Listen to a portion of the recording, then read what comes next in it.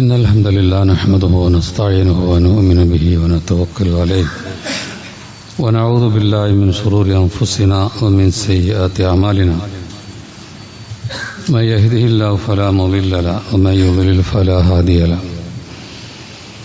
وأشهد أن لا إله إلا الله وأشهد أن محمدا عبده ورسوله يا أيها الذين آمنوا اتقوا الله حق تقاته ولا تموتن إلا وأنتم مسلمون يا أيها الذين آمنوا اتقوا الله وقولوا قولا سديدا يصلح لكم أعمالكم ويغفر لكم ذنوبكم ومن يطع الله ورسوله فقد فاز فوزا عظيما أما بعد فإن خير الحديث كتاب الله وخير الهدي هدي محمد صلى الله عليه وسلم وشر الأمور محدثاتها وكل محدثة بدعة وكل بدعة ضلالة وكل ضلالة في النار. أعوذ بالله من الشيطان الرجيم. إن الذين يتلون كتاب الله وأقاموا الصلاة وأنفقوا مما رزقناهم سرا وعلانية يرجون تجارة لن تبور.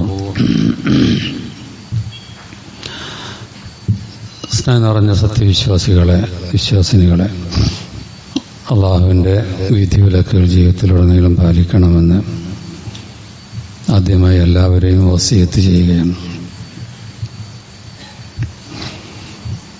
പരിശുദ്ധ റമദാനിൽ പ്രധാനമായി നമ്മൾ ചർച്ചയ്ക്ക് വിധേയമാക്കുന്ന ചില വിഷയങ്ങളുണ്ട്. അതിലൊന്ന് പരിശുദ്ധ ഖുർആനും അതിൻ്റെ പാരായണവും അതിൻ്റെ പഠനവുമൊക്കെ ബന്ധപ്പെട്ട് ചില കാര്യങ്ങൾ കഴിഞ്ഞ വെള്ളിയാഴ്ച പറയുണ്ടായി. മറ്റൊരു കാര്യം ഓർമ്മപ്പെടുത്താറുള്ളത് നമ്മുടെ സമ്പത്തുമായി ബന്ധപ്പെട്ട വിഷയമാണ്. പൊതുവെ റമദാനിലാണ് പലരും ഒരു സക്കാത്തിൻ്റെ കണക്കൊക്കെ നോക്കലുള്ളത്. അതുകൊണ്ട് ആ വിഷയം ഒന്ന് ഓർമ്മയാക്കും.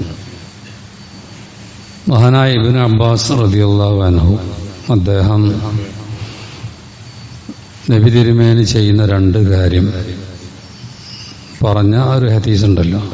ജിബ്രീൽ അലൈഹിസ്സലാം എല്ലാ റമദാനിലും നബിൻ്റെ അടുത്ത് വന്ന് വിശുദ്ധ ഖുർആൻ ഒത്തു നോക്കും. അപ്പോൾ വിശുദ്ധ ഖുർആനുമായിട്ടുള്ള ബന്ധം അത് വളരെ കൂടേണ്ട ഒരു മാസം. അതാണ് ഒരു കാര്യം. മറ്റൊന്ന്, അങ്ങനെ വിശുദ്ധ ഖുർആനുമായുള്ള ആ ഒരു സഹവാസം വർദ്ധിപ്പിക്കുമ്പോൾ ഉണ്ടാകുന്ന ഒരു വിഷയമാണ്. പിന്നെ അദ്ദേഹം പറഞ്ഞത് നബി തിരുമേനി ഏറ്റവും വലിയ ഉദാഹരണമായിരുന്നു. റമദാനിലാണുമ്പോൾ അത് ശക്തമായി അടിച്ചു വീശുന്ന കാറ്റിനേക്കാൾ എന്ന നിലക്കാണ് നബിയുടെ ഔദാര്യത്തെ ഉപമിച്ചിട്ടുള്ളത്. അപ്പോൾ ഈ മാസം ദാനധർമ്മങ്ങളുടെ മാസമാണ്. എല്ലാ മാസവും ഉണ്ടെങ്കിലും ഈ മാസത്തിൽ അതിനധികമായ പ്രാധാന്യം നബി സല്ലല്ലാഹു അലൈഹി വസല്ലം നമുക്ക് പറഞ്ഞു തന്നിട്ടുണ്ട്, കാണിച്ചു തന്നിട്ടുണ്ട്. പലപ്പോഴും ചില പ്രധാനപ്പെട്ട ബാധ്യതകളെപ്പറ്റി പലരും അശ്രദ്ധരാകും. പലർക്കും അറിയാത്ത വിഷയം തന്നെ ഉണ്ട്. ഒരു രോഗിയോടൊരു ഡോക്ടർ ചോദിച്ചു, ഒരു കാര്യം പറയലുണ്ട്, നിങ്ങൾക്ക് വല്ല പേടിയുണ്ടോ, ഭയമുണ്ടോ? രോഗി പറഞ്ഞു, ഒന്നുമില്ല, ഇനിയൊരു പ്രശ്നമില്ല, ഒരു വീട് ഞാൻ ഉണ്ടാക്കിയിട്ടുണ്ട്, കുട്ടികളൊക്കെ കെട്ടിച്ച് പറഞ്ഞയച്ചിട്ടുണ്ട്, അവർക്കൊക്കെ ജോലിയുണ്ട്, ഇവർക്കൊരു പ്രശ്നമില്ല. അപ്പം അത് വെച്ചിട്ട് ആ ഡോക്ടർ പറയാണ്, മനുഷ്യന്മാർ പൊതുവെ ഇത്രയൊക്കെയുള്ളൂ ബാധ്യത എന്ന് മനസ്സിലാക്കണേ. ഇതൊക്കെ എല്ലാവരും ചെയ്യണതാണ്, മുസ്ലിം ആണെങ്കിലും അമുസ്ലിങ്ങളാണെങ്കിലൊക്കെ എല്ലാവരും ചെയ്യണ ബാധ്യതയാണ് പറഞ്ഞത്. നമ്മെ സംബന്ധിച്ചിടത്തോളം നമുക്ക് കുറേ ബാധ്യതകൾ വേറെ ഉണ്ട്, ഇതിലൊന്നും ഒതുങ്ങൂല. ഇപ്പം സൂറത്തുൽ അസ്ർ, ഞാൻ അർത്ഥമൊന്നും പറയില്ല, അതിൽ നമ്മളെ ബാധ്യത പറയുന്നുണ്ട്. ചെറിയ സൂറത്താണെങ്കിലും ദീൻ പഠിക്കലും ജീവിതത്തിൽ പകർത്തലും മറ്റുള്ളവർക്ക് എത്തിച്ചു കൊടുക്കലും ആ നേരം ഉണ്ടാവുന്ന പ്രസംഗങ്ങൾ, പ്രയാസങ്ങൾ, പ്രതിസന്ധികളൊക്കെ വരണം. അല്ലെങ്കിൽ സൂറത്ത് മോമിനുവിൻ്റെ തുടക്കത്തിൽ ഖദ് അഫ്ലഹൽ മോമിനു, മോമിനികൾ വിജയിച്ചിരിക്കുന്നു പറഞ്ഞിട്ട് പിന്നെ അവരെന്തൊക്കെയാണ് ആ വിജയിച്ച മോമിനിയങ്ങളുടെ ലക്ഷണങ്ങൾ എന്തൊക്കെയാന്ന് പറയാം. അതിലൊരു പെരണ്ടാക്കലും കുട്ടികളെ കെട്ടിക്കലും ഒന്നും വിഷയം തന്നെയല്ല. അതിൽ വളരെ പ്രധാനപ്പെട്ട വിഷയം പറയണം. ഇതുപോലെ സൂറത്ത് ഫുർഖാൻ എടുത്താൽ ഇബാദുർ റഹ്മാൻ എന്ന് പറഞ്ഞു തുടങ്ങുകയാണ്. അള്ളാഹുവിന്റെ അടിമകൾ, അവനിഷ്ടപ്പെട്ട ബാധ്യതകൾ നിർവഹിക്കുന്ന അടിമകളുടെ വിശേഷണങ്ങൾ 12 ആയത്തുകളിൽ പറയുന്നുണ്ട്.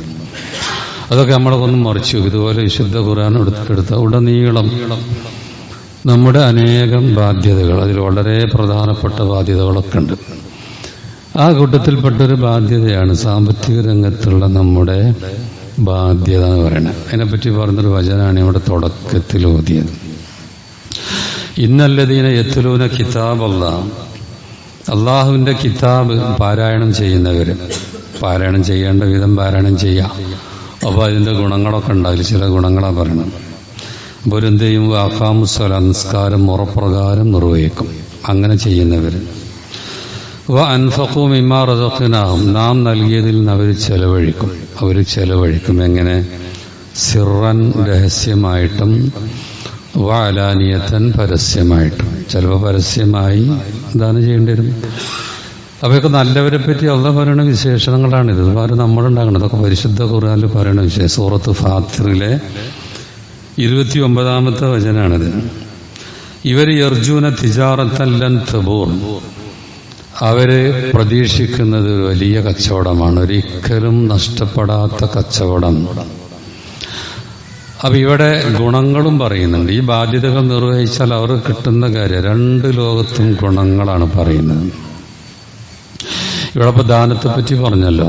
അള്ളാഹ് നൽകിയതിൽ നിന്ന് ദാനം ചെയ്യുന്നവർ എന്ന് പറഞ്ഞു. അത് രഹസ്യമായി കൊടുക്കുന്നവര്, പരസ്യമായി കൊടുക്കുന്നവര്. പരസ്യമായി കൊടുക്കുമ്പോഴും നിയ്യത്ത് നന്നാവണം. അത് കണ്ട് മറ്റുള്ളവർ കൂടുതൽ ചെയ്യട്ടെ എന്നൊക്കെ വിചാരിച്ച് മാതൃകയാക്കാൻ വേണ്ടിയൊക്കെ ചെയ്യേണ്ടി വരും. ഇതുപോലെ രഹസ്യമായി ചെയ്യാന്ന് പറഞ്ഞു. അതൊക്കെ വലിയ പ്രതിഫലമുള്ള വിഷയമാണ്. അപ്പൊ ഇത്തരം ആൾക്കാരാണ് ഒരിക്കലും നഷ്ടപ്പെടാത്ത ബിസിനസ്സിൽ ഏർപ്പെട്ടവർ എന്നാണല്ലോ ഈ പറയുന്നത്. അപ്പൊ അവർക്ക് 2 ലോകത്തും ലാഭങ്ങൾ മാത്രമേ ഉള്ളൂ എന്നാണ് പറയുന്നത്. ഇത് ചെയ്താൽ ബാധ്യത നിർവഹിച്ചാൽ 2 ലോകത്തും ഗുണങ്ങൾ. ഈ ലോകത്തുള്ള ഗുണങ്ങളെ പറ്റി നമുക്കറിയാം. വമാ അൻഫഖ്തും മിൻ ശൈഇൻ ഫഹുവ യുഖ്ലിഫുഹു, നിങ്ങൾ എന്ത് ചെലവഴിച്ചാൽ അത് പിന്നെ അങ്ങനെ തന്നുകൊണ്ടിരിക്കും. ഫഹുവ യുഖ്ലിഫു എന്നാണ്, അവൻ വീണ്ടും തരും. അപ്പൊ ഇത് കുറഞ്ഞു പോണ പ്രശ്നമല്ല എന്ന് നമുക്ക് അള്ളയാണ് വാഗ്ദാനം ചെയ്യണത്. എന്നിട്ടാണ് നമുക്ക് വിശ്വാസമില്ലാഞ്ഞാൽ പറ്റുമത്. നബി തിരുമേനിയാണ് 3 കാര്യം സത്യം ചെയ്തിട്ട് പറയാം. സലാസത്തുൻ ഉഖ്സിമു അലൈന, 3 കാര്യം ഇതാ സംഭവിക്കും, ഞാനിത് ഉറപ്പിച്ച് അള്ളാന്റെ പേരിൽ സത്യം ചെയ്ത് പറയാം. അതുകൊണ്ട് ഫഹ്ഫദൂഹു, അത് ഹൃദിസ്ഥമാക്കി വെച്ചോളും, എഴുതി വെച്ചോളൂ, മനസ്സിൽ എഴുതി വെച്ചോളൂ. 3 കാര്യം. അതിൽ ഒന്നാമതായി പറഞ്ഞ മാ നഖസത് സദഖത്തും മിമ്മാൽ, ദാനം ചെയ്താൽ ധനം കുറയൂല, ഉറപ്പിച്ച് മനസ്സിലാക്കി വെച്ചോളൂ എന്ന് പറയണം. അപ്പൊ നബിയാണ് സത്യം ചെയ്ത് പറയണേ. അള്ളാന്റെ മാർഗ്ഗത്തിൽ അള്ളാഹ് തൃപ്തിപ്പെട്ട വഴിയിൽ നല്ല നിയ്യത്തോടു കൂടി ചെലവഴിക്കുമ്പോൾ അള്ളാഹു പകരം തന്നുകൊണ്ടിരിക്കും എന്ന് നബി സല്ലല്ലാഹു അലൈഹി വസല്ലം സത്യം ചെയ്തിവിടെ പറയണം. നിത്യവും 2 മലക്കുകൾ പ്രാർത്ഥിക്കും. ഒരു മലക്കിന്റെ പ്രാർത്ഥന അല്ലാഹു മഅതി മുൻഫിഖൻ ഖലഫ, അള്ളാഹു ചെലവഴിക്കുന്നവന് നീ വീണ്ടും പിന്നെയും കൊടുത്തുകൊണ്ടിരിക്കണേ എന്ന് പറഞ്ഞ് മലക്കാണ് പ്രാർത്ഥിച്ചുകൊണ്ടിരിക്കുന്നത്. അപ്പൊ ഇങ്ങനെ തുടങ്ങി ഭൗതികമായ അതിന്റെ ഗുണം. ഒരിക്കലും നഷ്ടപ്പെടാത്ത ബിസിനസിനെ പറ്റിയുള്ള ഈ ഖുർആനി പറയുന്നത്. ഇനി പുതുമയുള്ള ഒരു കഥയും കൂടി പറഞ്ഞ സന്ദർഭം ഒരുപാടുണ്ട്. അതിങ്ങനെ ഒരു കഥയും കൂടി ആകുമ്പോൾ നമുക്ക് പാഠങ്ങളും ഉണ്ടാവും, കേൾക്കാനും അത് ഇഷ്ടവുമായിരിക്കും. എന്നാൽ ഇമാം മുസ്ലിം റിപ്പോർട്ട് ചെയ്ത ഒരു സംഭവമാണ്. നബി സല്ലല്ലാഹു അലൈഹി വസല്ലം പറഞ്ഞു, ബൈനാ റജുൽ, ഒരു മനുഷ്യൻ, ബിഫലാത്തിൻ, ഒരു മരുഭൂമിയിലൂടെ അങ്ങനെ നടന്നു പോവുകയാണ്. അവ മുകളിൽ നിന്നൊരു ശബ്ദം കേട്ടു. എന്താ ശബ്ദം? ഇസ്ഖി ഹദീഖത്ത ഫുലാൻ, ഒരാളെ പേര് പറഞ്ഞിട്ട് അയാളുടെ തോട്ടം നനക്കുക. അപ്പൊ മുകളിൽ നിന്നാണ് ഈ അശരീരി ഒരു ശബ്ദം. മലക്കുകളുടെ ശബ്ദമാണ്. മലക്ക് സംസാരിക്കുന്നത് കേൾക്കാനുള്ളൊരു അവസരം, ഒരു അത്ഭുതം കൊടുത്തതാണ്. എന്താണ്? ഒരു വ്യക്തിന്റെ പേര് പറഞ്ഞ അദ്ദേഹത്തിന്റെ തോട്ടം നനക്കുക. മേഘത്തിനോടാണ്, കാർമേഘങ്ങളോടാണ് കൽപ്പന. അപ്പൊ അത്ഭുതകരമായ വാർത്തയാണ്. അപ്പൊ അദ്ദേഹം ആ കാർമേഘത്തിന്റെ പിന്നാലെ ഇങ്ങനെ അടിയോടെ ഇങ്ങനെ പോണ, എവിടെയാണ് മഴ പെയ്യണം നോക്കാൻ. അപ്പോൾ കുറച്ചെത്തിയപ്പോൾ മഴ പെയ്യുന്ന സ്ഥലം കണ്ടു, ഒരു തോട്ടത്തിലേക്കാണ്. അപ്പോൾ തോട്ടത്തിൽ പ്രവേശിക്കേണ്ട ഒരു മനുഷ്യൻ അവിടെ ഇങ്ങനെ വെള്ളം കൈക്കോട്ട് കൊണ്ടൊക്കെ കൊത്തി ഇങ്ങനെ അങ്ങോട്ടും ഇങ്ങോട്ടും ഉള്ള കൃഷിയിടത്തിലേക്ക് ആവശ്യത്തിനനുസരിച്ച് തിരിച്ചു വിടണമൊക്കെ കണ്ടു. അപ്പം മനുഷ്യന്റെ അടുത്ത് ചെന്നിട്ട് ഇയാൾ ചോദിക്കുകയാണ്, ഞാൻ അത്ഭുതത്തിന് സാക്ഷ്യം വഹിച്ചു, മേഘത്തിൽ നിന്നൊരു സംസാരം കേട്ടു, എന്നിട്ട് ആ മേഘം നിങ്ങളുടെ തോട്ടത്തിലേക്ക് വന്ന് മഴ പെയ്തു, എന്താ നിങ്ങൾ ചെയ്യണത്, എന്താ നിങ്ങളുടെ പ്രത്യേകത? അദ്ദേഹം പറഞ്ഞു, ഇതിൽ നിന്നുള്ള വരുമാനം 1/3 ഞാൻ ദാനം ചെയ്യും, 1/3 കൃഷി ഇറക്കും, വിത്തിന് വേണ്ടി ഉപയോഗിക്കും, ബാക്കി 1/3 എൻ്റെ കുടുംബത്തിനും. അതെന്നെ വളരെ ചുരുക്കി പറഞ്ഞു കൊടുത്തു. അപ്പൊ ഇതന്നെയാണ് അതിന്റെ രഹസ്യം. അപ്പൊ ഇവിടെ വെച്ച് തന്നെ അള്ള കൊടുക്കുന്ന കാര്യങ്ങളല്ല ഈ പറയണതൊക്കെ, അതൊക്കെ അത്ഭുതകരമായ ഒരു സംഭവം പറഞ്ഞെന്നാണ്. ഇതൊക്കെ ഇതുപോലൊക്കെയുള്ള വർധനവുകൾ ഇനിയും ഉണ്ടാകും എന്നത് ഉറപ്പാണല്ലോ. കാരണം ഖുർആനാണ് സത്യം ചെയ്ത് പറയണം. അള്ളാഹ് കടം കൊടുക്കുക എന്നുള്ള രൂപത്തിലാണ് ഖുർആൻ പറഞ്ഞത്. അള്ള ഇഷ്ടപ്പെട്ട വഴി ചെലവഴിക്കണേനെ അതിന് കണ്ടമാനം ഇരട്ടിയായിട്ട് അള്ളാഹ് ഇവിടെ തന്നെ തരും. പിന്നെ പരലോകത്തിന്റെ കാര്യവും ഇവിടെ തന്നെ ഭൗതികമായി തന്നെ വേറൊരു ഗുണം പറഞ്ഞ മനുഷ്യന്റെ ഹൃദയമാണ് വിശാലമാണ്. ഈ ഇടുങ്ങിയ ഹൃദയം വല്ലാത്തൊരു ബുദ്ധിമുട്ടാണുള്ളത്. ഹൃദയത്തിന് വിശാലത ഉണ്ടാവുമെന്ന് പറഞ്ഞിട്ടുണ്ട്. ഹൃദയത്തിന് വിശാലത അതും ഒരു ഉദാഹരണത്തിലൂടെയാണ് നബി സല്ലല്ലാഹു അലൈഹി വസല്ലം പറഞ്ഞിരുന്നത്. ഉദാഹരണം എങ്ങനെയാണ്? മസലുൽ ബഖീൽ വൽ മുതസദ്ദിഖ്, ദാനം ചെയ്യുന്നവന്റെ അതുപോലെ ദാനം ചെയ്യാത്തവന്റെ പിശുക്കന്റെ ഉദാഹരണം ഏതുപോലെ കമസിലി റജുലൈൻ, 2 ആൾക്കാരെ പോലെയാണ്. അലൈഹിമ ജുബ്ബത്താനി മിൻ ഹദീദ്, ഇരുമ്പ് കൊണ്ട് നെയ്തെടുക്കപ്പെട്ട 2 മേൽവസ്ത്രമുണ്ട് അവർക്ക്. അത് എങ്ങനെ ചെറിയതാണ്. മിൻ സുദീഹിമ ഇലാ തറാഖീമ, അവരെ സ്ഥലം മുതൽ അവരെ കഴുത്ത് വരെ ചെറിയ ഒരു ഇരുമ്പ് കൊണ്ട് നെയ്തെടുത്ത ഒരു മേൽവസ്ത്രം പോലെ. എന്നിട്ട് നബി തിരുമേനി പറയാണ്, ഫഅമ്മൽ മുൻഫിഖ്, എന്നാൽ ചെലവഴിക്കുന്നവൻ, ഫലാ യുൻഫിഖ്, അവൻ ചെലവഴിക്കുമ്പോഴൊക്കെ ഇല്ലാ സബഗത്, അതിങ്ങനെ വിശാലമാവും. വളരെ ചുരുങ്ങിയ ഒരു മേൽവസ്ത്രമാണത്. അവൻ ചെലവഴിക്കുമ്പോൾ അതിങ്ങനെ വിശാലമായിക്കൊണ്ടിരിക്കും. എന്നിട്ട് അവന്റെ ശരീരമാകെ മൂടും. എത്താ തഹ്വ ബനാൻ, അവന്റെ വിരലുകളൊക്കെ കാണാതെയോ ഒക്കെ മൂടിപ്പോകും. എന്നിട്ടോ അവ താഫു അസറ, നടന്നു പോകുന്ന കാലടിപ്പാടുകളൊക്കെ മായ്ച്ചു കളയും. ആ രൂപത്തിൽ വളരെ വിശാലമാകും.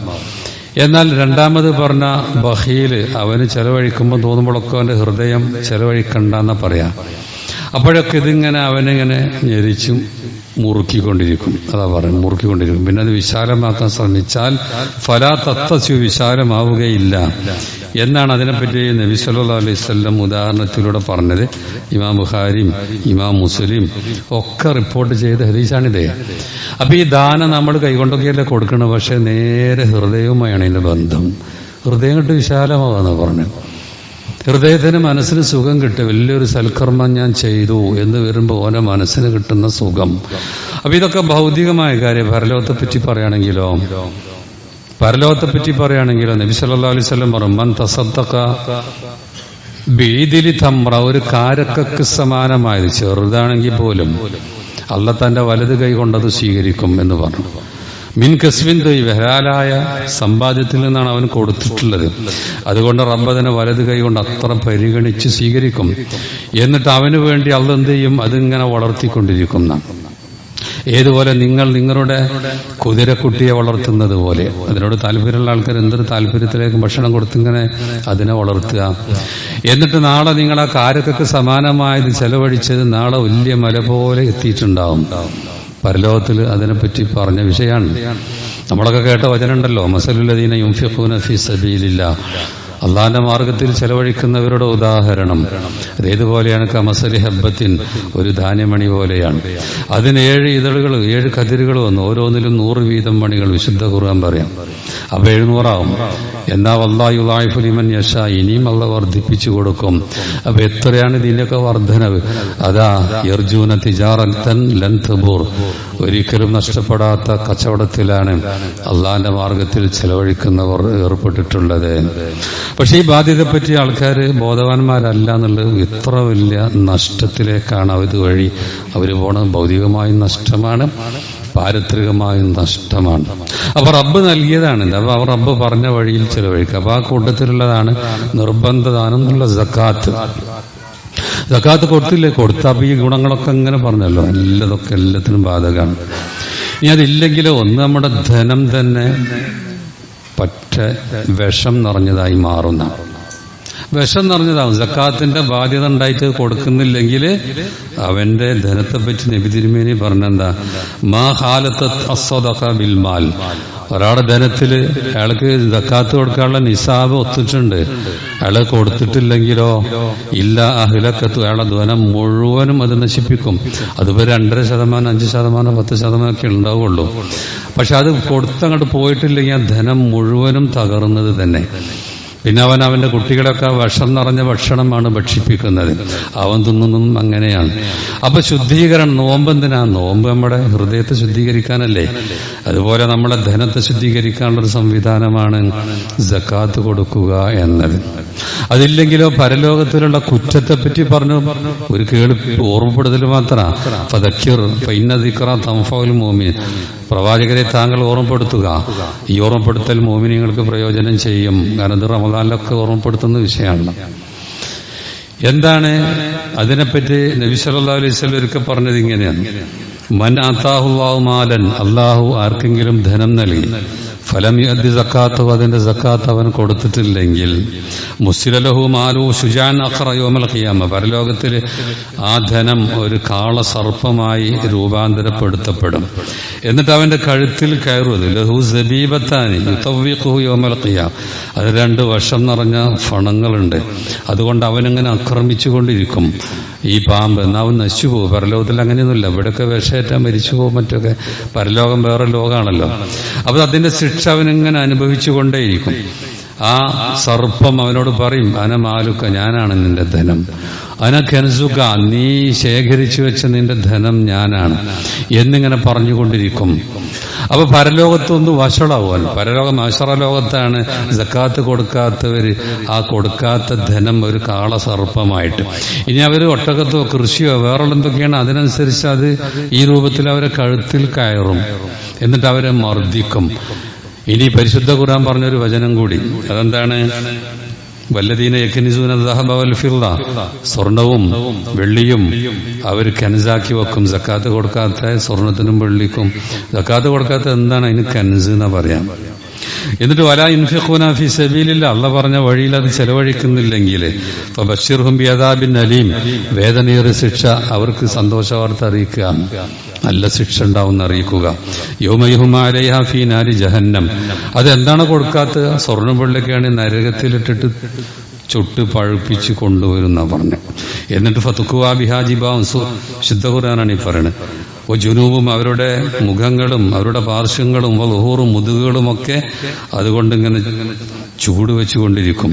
ആദാമാ കനസ്തും ലി അൻഫുസിക്കും, ഇതാണ് നിങ്ങൾ നിങ്ങൾക്ക് വേണ്ടി കൂമ്പാരമാക്കി വെച്ചത് എന്നവരോട് പറയപ്പെടും. ഫദൂഖൂ മാ കുൻതും തക്നിസൂൻ, അതുകൊണ്ട് നിങ്ങൾ സക്കാത്ത് കൊടുക്കാതെ ശേഖരിച്ചു വെച്ചത് കൊണ്ട് ആസ്വദിച്ചോളൂ, അനുഭവിച്ചോളൂ എന്നിങ്ങനെ പറയപ്പെടും. അപ്പൊ ഈ രൂപത്തിൽ ധനം നൽകപ്പെട്ടവർ ഇങ്ങനെ ശിക്ഷ നേരിടാനാണോ ഒരുങ്ങേണ്ടത്? അതല്ല, അതിന്റെ വളരെ നേരിയ ശതമാനം അതങ്ങനെ കൊടുത്തതാണ് ശുദ്ധമാവും, അതാണോ വേണ്ടത്? എങ്കിൽ നമ്മുടെ കണക്കും കാര്യം, നമ്മുടെ വരുമാനം എത്ര, അതിനെത്ര ശതമാനം നമ്മൾ കണ്ടെത്തന്നെ വേണം. എന്നിട്ട് അത് നമ്മുടെ ബാധ്യത, ആ വിഷം നമ്മളതല്ലത്, ശരിക്ക് അള്ളാഹ് തന്നതാണ്, പിന്നെ മറ്റുള്ള അവകാശമാണ്, നമ്മളതാ വിചാരിച്ച് നമ്മൾ കൊണ്ടെടുക്കുകയാണ്. അതുകൊണ്ട് തന്നെ നമ്മുടെ ധനം മുഴുവനും അത് നശിപ്പിക്കുകയാണ് ചെയ്യുന്നത്, പരലോകത്ത് ഈ പറയപ്പെട്ട ശിക്ഷകളൊക്കെ. അതുകൊണ്ട് സക്കാത്തിന്റെ വിഷയം നല്ല ശ്രദ്ധിക്കുക. റമദാൻ ആയതുകൊണ്ട് അതിന് പുറമെ ദാനധർമ്മങ്ങളുടെയൊക്കെ മാസമാണ്. അതുകൊണ്ട് സക്കാത്തിൽ ഇനി എന്താ പ്രശ്നം ഉണ്ടെങ്കിൽ ദാനധർമ്മങ്ങളൊക്കെ അതിന് എടുത്തിട്ടൊക്കെ അള്ള പരിഹരിക്കുന്നതാണല്ലോ. അപ്പൊ അത് നല്ല ശ്രദ്ധിക്കുക. അള്ള നമ്മെ അനുഗ്രഹിക്കുമാറാവട്ടെ.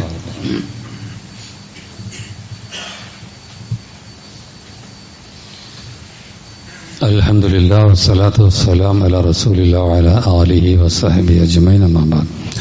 സ്നേഹം നിറഞ്ഞ സത്യവിശ്വാസികളെ, വിശ്വാസിനികളെ, അള്ളാഹുവിന്റെ വിധിവിലക്കുകൾ ജീവിതത്തിലുടനീളം പാലിക്കണമെന്ന് ഒരിക്കൽ കൂടി എല്ലാവരെയും വസിയത്ത് ചെയ്യുകയാണ്. ധനം വാസ്തവത്തിൽ പരീക്ഷണമാണ്. സ്വത്ത് ഇല്ലാതിരിക്കുന്നത് നമുക്കൊന്നും ഇഷ്ടമല്ലല്ലോ, സ്വത്ത് വേണം അങ്ങനെയുള്ള ആഗ്രഹിക്കുക. വാസ്തവത്തിൽ സ്വത്ത് ഇല്ലാതിരിക്കൽ ഒരു പരീക്ഷണമാണ്. സ്വത്തുള്ളതാകുമ്പോൾ പരീക്ഷണങ്ങൾ കുറെ കൂടെ ചെയ്യാം. ഇങ്ങനെ കൂടാതെ സ്വത്തുണ്ടെങ്കിൽ ഇപ്പൊ പറഞ്ഞ സ്വതൊക്കെ കയറി വരും, കൊടുക്കണം. അതുപോലെ സക്കാത്തിന്റെ വിഷയം വരുന്നുണ്ട്. പിന്നെ സ്വത്ത് എവിടുന്നാ സമ്പാദിച്ച് ചോദിക്കും. ഒക്കെ ചോദിക്കും. കുറേ കടമ്പകൾ ഇത് എവിടുന്നാ സമ്പാദിച്ചു ചോദിക്കും. പിന്നെ അടുത്തത് നമ്മളത് ഏതിലാണ് ചെലവഴിച്ച് ചോദിക്കും. ഏതിലാണ്? കാരണം ഉള്ളവർ പൊതുവെ എല്ലാവരും പറ്റിയല്ല, പലരും പിന്നെ ദുർവ്യായം ചെയ്യും, ഇസ്രാഫ് ഉണ്ടാവും, പല ദൂർത്തുണ്ടാവും. പിന്നെ നല്ല വഴിയിലായിരിക്കും ഒരു ചെലവഴിക്കൽ. പലരും ഇതൊക്കെ ചോദിക്കും. എവിടുന്നാ സമ്പാദിച്ചത്, എന്തിനാ സമ്പാദിച്ചത്, എന്തിനാ ചെലവഴിച്ചത്, എങ്ങനെയൊക്കെ ചോദ്യങ്ങൾ വരും. നേരെ മറിച്ച് ഇതൊക്കെ ഉണ്ടാണെന്ന് ഒരു വിരോധമില്ല. പക്ഷെ അത് അള്ളാഹ് പറഞ്ഞ രൂപത്തിൽ കൈകാര്യം ചെയ്യണം, അല്ലെങ്കിൽ പ്രശ്നമാണ്. പക്ഷെ അതൊന്നും ചെയ്യില്ലെങ്കിലും ആൾക്കാർക്ക് ഇത് വേണം എന്നുള്ള ചിന്ത വരും. വലിയൊരു പ്രശ്നമാണ് വരിക. സ്വത്ത് ആഗ്രഹിക്കേണ്ടെന്നൊന്നും ആരും പറയുന്നില്ല. പക്ഷേ അതിന് അള്ളാഹ് ഏൽപ്പിച്ച വഴിയിലൂടെ നമ്മളതിനെ കൈകാര്യം ചെയ്തിട്ടില്ലെങ്കിൽ പ്രശ്നമാകും. അപ്പോൾ ഈ കണക്കൊക്കെ നോക്കുമ്പോൾ വലിയ സമ്പന്നനല്ലെങ്കിലും ഓലാണ് ഒരു കണക്കിന് ഭാഗ്യവാന്മാര്. ഇത് ബാധ്യത നിർവഹിക്കാത്ത പണക്കാരെ പറ്റി ഞാൻ പറയണേ. അവരുമായി താരതമ്യം ചെയ്യുമ്പോൾ ഓർക്ക് ബാധ്യതകളുള്ള സ്വതക്കൻ്റെയോ സക്കാത്തിൻ്റെ ഒന്നും ബാധ്യതയില്ലാതെ പാവങ്ങൾ ഇങ്ങനെ കഷ്ടിച്ചു പോണവരൊക്കെ ഒരു കണക്കിന് ഒന്നുമില്ലാത്തവരാണ് നമ്മുടെ കണക്കിലെങ്കിലും ഓർക്ക് പരലോകത്തിൽ ആ വിഷയത്തിലും ചോദ്യങ്ങൾ നേരിടണ്ടല്ലോ. പക്ഷെ ഇവിടെ ഉള്ളവർ കണക്ക് നോക്കണം. നമ്മുടെ കണക്ക് നമ്മൾ നിസാബൊത്തവരാണോ? നിസാബൊക്കെ പറഞ്ഞാൽ ഞാൻ വളരെ ചുരുക്കി പറയാം. സ്വർണ്ണാണെങ്കിൽ 10.5 പവനാണ്. 10.5 പവൻ 85 ഗ്രാം. 10.5 പവൻ സ്വർണ്ണ ആഭരണമാണെങ്കിലും എന്താണെങ്കിലും അതുണ്ടെങ്കിൽ അതിന് 2.5% സക്കാത്ത് കൊടുക്കണം. അല്ലെങ്കിൽ അത് മുഴുവനും വിഷമാണ്, വലിയ പ്രശ്നമാണ്. വെള്ളിൻ്റെതാണ് പൊതുവെ നമ്മുടെ കറൻസിയൊക്കെ ഇത് പണ്ഡിതന്മാർ ബന്ധിപ്പിച്ച് പറയണം. ഭൂരിഭാഗം ആൾക്കാരും പാവങ്ങളെ ഭാഗം പരിഗണിച്ചുകൊണ്ടൊക്കെ വെള്ളി എന്ന് പറഞ്ഞാൽ 595 ഗ്രാം വെള്ളി അതൊരാൾക്കുണ്ടെങ്കിൽ അതിന്റെ 2.5% കൊടുക്കണം എന്നാണ്. അപ്പൊ അതിന്റെ വില കൂട്ടുക, അതിന്റെ വരുമാനം 595 ഗ്രാം. ഇത് നോക്കിയാൽ കിട്ടും, നമുക്ക് ഓൺലൈനിലൂടെ നോക്കിയാൽ കിട്ടുന്ന 1 ഗ്രാം വെള്ളിന്റെ വില എത്രയാണ്. അത് നോക്കിയിട്ട് അതിന് 595 കൊണ്ട് ഗുണിച്ചാൽ കിട്ടുന്ന സംഖ്യ, അതിന്റെ 2.5% കൊടുക്കേണ്ടത്. അതൊക്കെ കൊടുക്കല്ല. ഓരോ കൊല്ലത്തിൽ അത്ര ഒരധികം അവന്റെ അടിസ്ഥാന ചെലവ് കഴിഞ്ഞിട്ടുണ്ടെന്ന് പറയാം. കഴിഞ്ഞിട്ട് ഇത്ര വർധനവുണ്ടെങ്കിൽ ഈ 595 ഗ്രാം വെള്ളിന്റെ അത്ര ഒക്കും എങ്കിൽ അതിന്റെ 2.5% പോയി. ഇല്ലെങ്കിൽ വിഷം കുറച്ച് മതിയല്ലോ, അത് ആകെ പ്രശ്നമാണ്. അപ്പൊ അത് കണക്ക് നോക്കുക എന്ന് പറഞ്ഞു. കൃഷിയാണെങ്കിൽ 10% അല്ലെങ്കിൽ 5% അങ്ങനെ പറയാം. നമ്മള് നനച്ച് വളമൊക്കെ ഇട്ടുണ്ടാക്കണേന് 5% കൊടുത്താൽ മതി. എന്നാൽ അങ്ങനെയൊന്നുമില്ല. അതിന് നമ്മൾ ഈ കശുവണ്ടി മാതിരി അതൊക്കെ അള്ളാഹ് ആകാശം ഇറക്കണം മഴ കൊണ്ടൊക്കെ നമുക്ക് വേറെ ഒന്നുമില്ല, വരുമാനം മാത്രം കിട്ടണം. അതാണ് അതിന്റെ 10% കൊടുക്കണം എന്നാ. അതിന്റെ നിസാബ് എത്രയാ? അതിന്റെ നിസാബ് നബി സല്ലല്ലാഹു അലൈഹി വസല്ലം പറഞ്ഞിട്ടുള്ളത് എത്രയാ അറിയാം? 5 വസ്ക് ഉണ്ടെങ്കിൽ കൃഷിന് 5 വസ്ക് എന്ന് പറഞ്ഞാൽ ഒരു വസ്ക് 60 സോആണ്. അപ്പൊ 5 വസ്ക് എന്ന് പറഞ്ഞാൽ 300 സോ എന്ന് പറയും. 300 സോ എന്ന് പറഞ്ഞാൽ നമ്മുടെ നാട്ടിലെ പ്രധാന ഭക്ഷണം അരിയുമായി നോക്കുമ്പോൾ ഏകദേശം ഒരു 612 കിലോ അരിക്കുള്ള കൃഷി. അപ്പൊ അതിന്റെ വില ഇപ്പം നമുക്ക് കിട്ടുമല്ലോ. ഇന്നത്തെ ഒരു ഇടത്തരം 612 കിലോ അരിക്ക് എത്ര പൈസ? അതിനുള്ള കൃഷി ഉണ്ടെങ്കിൽ അതിന്റെ 5-10% കൊടുത്തിരിക്കണം എന്നൊക്കെയാണ് ഇതിന്റെ നിസാബിനെ പറ്റി പറഞ്ഞത്. നിസാബ് റമദാൻ തന്നെ കൊടുക്കണം എന്ന് യാതൊന്നുമില്ല. വാത്തു ഹക്കോ യോമ ഹസാദ്, എപ്പോഴാണോ കൊയ്തെടുക്കുന്നത് അപ്പോൾ അതിന്റെ ഹക്ക് നിങ്ങൾ കൊടുത്തു വിട്ടുക എന്നാ. മറ്റുള്ളവരുടെ കൊടുക്കുക, അത് അവരുടെ അവകാശമുള്ളൂ. അപ്പൊ ആ നിലക്കാണ് അതിനെപ്പറ്റി പറഞ്ഞത്. അപ്പോ നമ്മുടെ കച്ചവടം ബിസിനസ്സൊക്കെ ആണെങ്കിൽ നേരത്തെ പറഞ്ഞ ഈ വെള്ളിയുടെ ഇതുമായി ബന്ധിപ്പിച്ചിട്ട് അത് നമ്മൾ കണക്കാക്കി കൊടുക്കുക. ഇവിടെ അതിൻ്റെ വളരെ സംഘടിതമായി നമ്മുടെ സക്കാത്ത് വർഷങ്ങളായി ഉഷാറായി പോകുന്നുണ്ട്. അവരെ ഏൽപ്പിക്കാം, അവരതിൻ്റെ രൂപത്തിൽ ചെയ്യുന്നുണ്ട്. ഏതായാലും സാന്ദർഭികമായി സൂചിപ്പിച്ചതാണ്. ഇത്തരം ബാധ്യതകൾ കുറേ ഉണ്ട് നമുക്ക്. അതിനെപ്പറ്റി അശ്രദ്ധരായാൽ നമ്മൾ കുടുങ്ങും. ആചാര്യ ചില വിഷയങ്ങളാണിത്. അപ്പോൾ ഞാൻ തുടക്കത്തിൽ പറഞ്ഞു, നമ്മളെ ബാധ്യത പറഞ്ഞാൽ നമ്മുടെ കുട്ടികളെ, നമ്മുടെ വീടുണ്ടാക്കൽ, കുട്ടികളെ കെട്ടിച്ചയക്കൽ, അതോടുകൂടി എൻ്റെ ബാധ്യതയൊക്കെ കഴിഞ്ഞ് എനിക്ക് മരിച്ചാൽ മതി നല്ല ബാധ്യത വേറെ കുറേ ഉണ്ട്. അതൊക്കെ ഒന്ന് വിശുദ്ധ ഖുർആൻ ദിവസത്തും പറഞ്ഞതിനനുസരിച്ചൊക്കെ മനസ്സിലാക്കുമ്പോൾ എല്ലാവർക്കും മനസ്സിലാവുന്ന വിഷയങ്ങളാണ്. അപ്പോൾ നമ്മളത് ആ രംഗം നമ്മൾ ക്ലിയർ ആക്കണം എന്നാണ് സാന്ദർഭികമായി സൂചിപ്പിക്കാനുള്ളത്. അള്ളാഹു അങ്ങനെയുള്ള നല്ലവരുടെ കൂട്ടത്തിൽ നമ്മെല്ലാം ഉൾപ്പെടുത്തുമാറാവട്ടെ. ഞാൻ കഴിഞ്ഞ വെള്ളിയാഴ്ച പറഞ്ഞതിൽ തന്നെ നാളെ പാണ്ടിക്കാട് വെച്ചിട്ട് ഹജ്ജ് പഠന ക്ലാസ് ഉണ്ട്. ഇവിടെ നിങ്ങളെ കേൾക്കുന്നവരുടെ കൂട്ടത്തിലുള്ള അല്ലെങ്കിൽ നമ്മൾ അറിയുന്നവരൊക്കെ ഉണ്ടെങ്കിൽ പാണ്ടിക്കാട് വെച്ച് അവിടെ ഇല്ലം ഓഡിറ്റോറിയം എന്ന ഓഡിറ്റോറിയത്തിൽ വെച്ചിട്ടാണ് 9 മണി മുതൽ 1 മണി വരെയാണ് ഹജ്ജ് പഠന പരിപാടിയുള്ളത്. അത് നമ്മുടെ ഹജ്ജ് കുറ്റമറ്റ രൂപത്തിൽ നിർവഹിക്കാനുള്ള നിർദ്ദേശങ്ങളാണ്. അപ്പോൾ നിർദ്ദേശം കൊടുത്താൽ നമുക്ക് അതിൻ്റെ കൂലി കിട്ടും. അങ്ങനെ ഉണ്ടെങ്കിൽ അറിയിക്കുക. അങ്ങനെ എല്ലാവിധ സൽക്കർമ്മങ്ങളും ചെയ്യാനുള്ള തൗഫീഖ് നമുക്കെല്ലാം പ്രദാനം ചെയ്യുമാറാവട്ടെ. നമ്മയൊക്കെ അള്ളാഹു ജന്നത്തുൽ ഫിർദൗസിൽ പ്രവേശിപ്പിക്കുമാറാവട്ടെ. റബ്ബന ആതിനാ ഫിദ്ദുനിയ ഹസനത്തൻ വഫിൽ ആഖിറതി ഹസനത്തൻ വഖിനാ അദാബന്നാർ. റബ്ബന ലാ തുസിഗ് ഖുലൂബനാ ബഅദ ഇദ് ഹദൈതനാ വഹബ് ലനാ മിൻ ലദുൻക റഹ്മ ഇന്നക അൻതൽ വഹ്ഹാബ്. اللهم اغفر للمؤمنين والمؤمنات والمسلمين والمسلمات. اللهم اعز الاسلام والمسلمين واذل الشرك والمشركين. اللهم اجرنا من النار. واخر دعوانا ان الحمد لله رب العالمين.